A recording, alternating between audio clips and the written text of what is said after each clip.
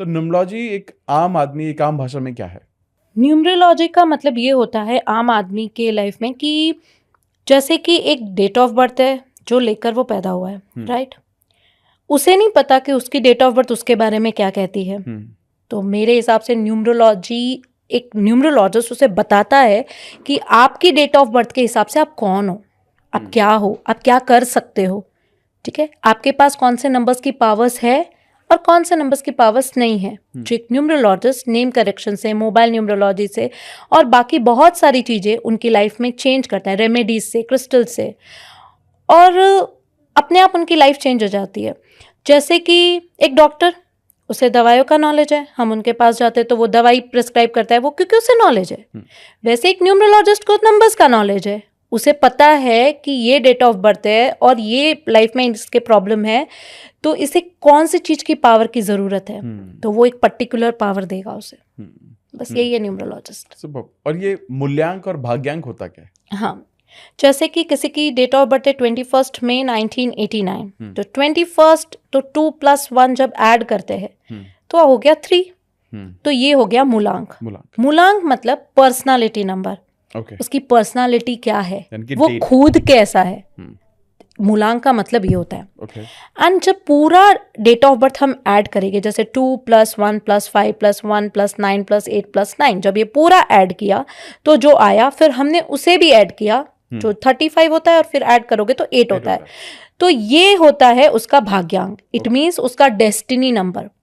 तो ये 2 नंबर से क्या पता चला? ये 2 नंबर से ये पता चला कि ये मूलांक वाला व्यक्ति, ये पर्सनालिटी वाला व्यक्ति जब 8 भाग्यांक उसकी तरह बिहेव करेगा तब उसकी लाइफ में चेंजेस आएंगे। और यहाँ पर और एक चीज़ है जो होता है ज़ोडिएक साइन, जो सनशाइन होता है, क्योंकि ये इंग्लिश कैलेंडर के हिसाब से चलती है, तो ये मून साइन में नहीं बिलीव करते जैसे एस्ट्रोलॉजर्स करते हैं, ये सनशाइन में बिलीव करते हैं। तो क्योंकि ये 21 में मतलब जेमिनाई हो गया, तो ये कौन सा है? एयर एलिमेंट होता है। वैसे ही हर एक ज़ोडिएक साइन का अपना एक एलिमेंट है, जैसे एयर, वाटर, फायर और अर्थ। तो जब कोई भी क्लाइंट आता है तो ये तीनों को मैच करके देखा जाता है, फिर उनके लोशो ग्रिड बनाया जाता है, फिर कौन से नंबर्स मिसिंग है। ऑफ कोर्स पूरे 1 से लेके 9 नंबर तो किसी के पास नहीं होते, जिसके पास जितने नंबर मिसिंग है उसकी लाइफ में उतनी ज़्यादा प्रॉब्लम है। जिसके पास ज़्यादा नंबर्स है, इट मीन्स उसकी लाइफ थोड़ी सेट है। इसमें से भी स्पेशली 5 और 6, जिस भी इंसान के पास 5 और 6 दोनों नंबर है, ठीक है, उसकी लाइफ में कम चैलेंजेस है कंपैरेटिवली दूसरों के। तो अभी जाहिर सी बात है बहुत सारे लोगों के पास नहीं होगा, या तो 5 होगा, या तो 6 नहीं होगा, 6 होगा तो 5 नहीं होगा, है ना? तब एक न्यूमरोलॉजिस्ट उसे वो डेट की पावर देगा, और वो भी उसके पीछे कैलकुलेशन है। तो वो हिसाब से जो उनको सूट करेगा वो उन्हें देगा। इसमें बहुत सारी चीज़ें फैक्टर करती है, जैसे उनकी एज क्या है, ये भी फैक्टर करता है। वो कौन से एरिया में लैक कर रहे हैं, आई मीन पैसे कमाने में, रिलेशनशिप में, हेल्थ में, कहाँ पे उन्हें किस चीज़ की ज़रूरत है, तो उन्हें वो दिया जाएगा। तो ये होता है न्यूमरोलॉजिस्ट, और ये उनका कैलकुलेशन, जो एक स्पेसिफिक गणित है, मैथ्स है। जैसे कि कई लोग बोलते हैं कि न्यूमरोलॉजिस्ट ये अच्छा है, वो अच्छा है, ऐसा नहीं होता, ये कैलकुलेशन है, ठीक है? जैसे कि 1+1 कोई भी स्कूल में 2 ही होगा, राइट? वैसे 1+1 दुनिया की दूसरी भी कोई भी टॉप स्कूल में भी वो 2 ही होगा। तो एक एडिशन है, और वो अपने हिसाब से कैलकुलेशन है, जिसके हिसाब से एक न्यूमरोलॉजिस्ट आपके नाम को सही नंबर पे लेके जाता है। That's it. इसमें सही गलत, अच्छा बुरा आपकी चॉइस है। बाकी चेंजेस 200% आते हैं। ओके। एक मेरा सवाल यहाँ पर आया, आपने एक बहुत अच्छी बात बोली कि जब आप अपना भाग्यांक देख रहे हो या अपनी डेट ऑफ बर्थ देख रहे हो, तो उसमें जितने वैराइटीज ऑफ नंबर होंगे उतना अच्छा है, यानी कि जितने रिपीटिशन ऑफ नंबर होंगे वो खराब है। करेक्ट? रिपीटेशन ऑफ नंबर्स भी अलग अलग है। जैसे 1 का रिपीटेशन 4 बार है तो ये इंसान बहुत फेमस होगा, ठीक है, लेकिन 1 का नंबर बहुत और ज़्यादा बार है तो ये बहुत ही इंट्रोवर्ट हो जाएगा, ठीक है। वैसे ही 9 का नंबर 2 बार है, अच्छी बात है, लेकिन 9 बहुत बार है तो इसमें इंसान में गुस्सा बहुत होगा। और वो चीज़ों को समझ नहीं पाएगा कि कोई भी सिचुएशन आएगी ना तो बौखला जाएगा, क्योंकि उसका फायर एलिमेंट बढ़ गया है। उस टाइम पे फिर एक न्यूमरोलॉजिस्ट का वाटर एलिमेंट बैलेंस करेगा। वाटर न्यूमरोलॉजी में 1 नंबर है। ये भी 1 से लेके 9 नंबर्स भी सारे एलिमेंट्स में डिवाइड किए हुए हैं। ओके। जैसे 1 नंबर वाटर है, 2 नंबर अर्थ है, 3 नंबर वुड है, 4 नंबर भी वुड है, 5 नंबर अर्थ है, 6 नंबर मेटल है गोल्ड का, 7 नंबर सिल्वर का मेटल है, ओके। और 8 नंबर अगेन अर्थ है, और 9 नंबर फायर का है। Okay okay. तो इन एलिमेंट्स को भी बैलेंस करना है।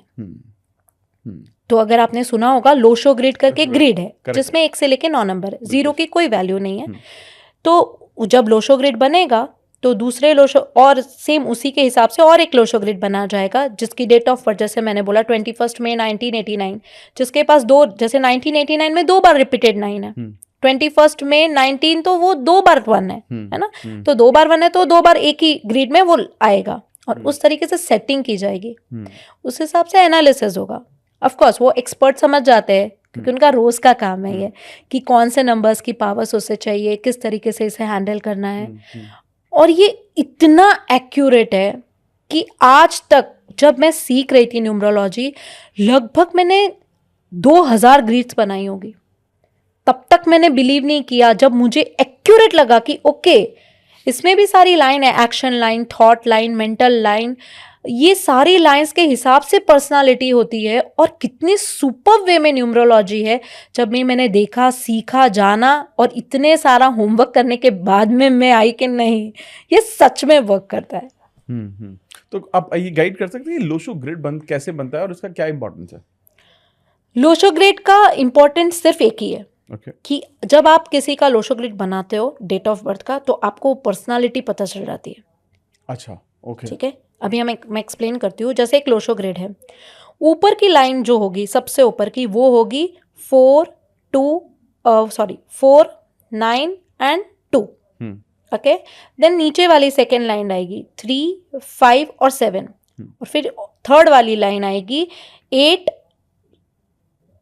1 एंड 6। ओके, ये पूरा लोशो ग्रिड बन गया। अब ये एज इट इज ही रहेगा। अब किसी की डेट ऑफ बर्थ है उसके हिसाब से वो और एक ग्रिड बनाएगा, और जहां पे 9 था वहां 9 लिखेगा, 1 था वहां 1 लिखेगा। अभी ये कैसे होगा, जैसे ऊपर की लाइन किसी की पूरी, हर एक ब्लॉक का 33% पावर है। ओके, हाँ करेक्ट है। ठीक है, तो समझो ऊपर की लाइन में सब किसी के पास पूरे नंबर है। ऊपर की लाइन में कौन से नंबर थे? 4, 9 और 2। करेक्ट। अगर ये किसी के पास पूरा नंबर है मतलब उसके पास मेंटल प्लेन पूरा है। ये बच्चे नीट, ये IIT, JEE एग्जाम आराम से क्रैक करेंगे क्योंकि उसके पास मेंटल प्लेन है पूरा कंप्लीट है। अगर ये 66% है मतलब 2 ही नंबर है उसके पास, तो फिर ऑफ कोर्स उसके पास उतनी पावर कम हो गई। एक ही नंबर है तो और पावर कम हो गई। इसी तरीके से बीच का लाइन जो होता है 3, 5 और 7, अगर इसमें से जितने नंबर्स है उसके हिसाब से उसके पास पावर है। वो होता है इमोशन प्लेन। ठीक है, और फिर नीचे का होता है लास्ट वाला प्रैक्टिकल प्लेन। ओके। 8, 1, 6, इसी तरीके से 2, 7, 6 अब हॉरिजॉन्टल। हाँ, 2, 7, 6 की लाइन अगर किसी के पास है तो वो बहुत अच्छे स्पोर्ट्स में होंगे। अभी जैसे ये साल जो भी बच्चे होंगे ना उनके पास 2 और 6 होगा, 26। तो ये बच्चे स्पोर्ट्स में 66% चांसेस है कि बहुत अच्छा करेंगे जो 2026 में आने वाले। इसी तरीके से 2 इसमें गोल्डन लाइन भी होती है, 4, 5, 6 एंड 2, 5, 8। 2, 5, 8 हाँ हॉरिजॉन्टल।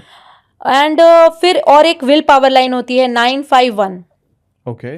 ये जिसके पास है इनका विल पावर बहुत स्ट्रांग होता है। दुनिया में जितने भी सक्सेसफुल लोग हैं, चाहे नरेंद्र मोदी को ले लो, चाहे अमिताभ बच्चन को ले लो, चाहे किसी को भी, शाहरुख खान को ले लो, सलमान खान, सबके पास ये 9, 5, 1 की लाइन है।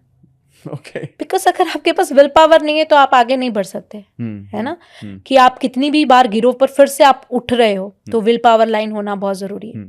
ये देखा गया कि 2000 के बाद जो बच्चे हुए उनके पास बहुत कम विल पावर की लाइन है, क्योंकि हमारे पास तो नेचुरली आ गई थी 1986, 1985। इनके पास नहीं है 2000 के बाद। इनके ग्रीड में बहुत बार 2, 2, 2 है। इसीलिए आपने देखा होगा कि आजकल के बच्चे कितने इमोशनल है ना, इमोशनली ज्यादा सोचते हैं, फोन में ज्यादा रहते हैं, क्योंकि इनके पास वो वाली पावर्स जो फायर एलिमेंट है 9 का वो नहीं है, 5 भी नहीं है, बहुत कम बच्चों के पास है। तो ये इसीलिए ये चेंजेस आते हैं, जनरेशन के चेंजेस। वाह, ओके ओके।